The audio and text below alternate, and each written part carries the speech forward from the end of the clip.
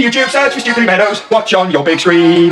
Get yourself comfy, this could take a while, what a happy scene. Something new every day for your long-term memory.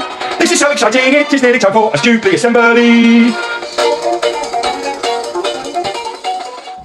Good morning everyone, and welcome to our short and sweet 60-second Stukeley assembly on Thursday the 29th of October 2020. We're getting good at this, aren't we? Right, today's retrieval. How many bones did Evel Knievel break in his lifetime? And can you describe his outfit? His famous outfit? Okay, today's challenge. Can you write a sentence? It needs to have exactly 10 words in it, a capital and a full stop, and be in your best handwriting. Do it, take a photo, tweet it in, and we'll have a collection of great sentences. I know we will. Today's message, this is very important. Routine is good for you.